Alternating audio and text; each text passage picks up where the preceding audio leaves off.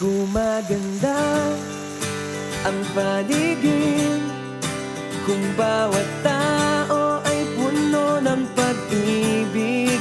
Napapawi ang bighati, masilayan lang ang iyong ngiti.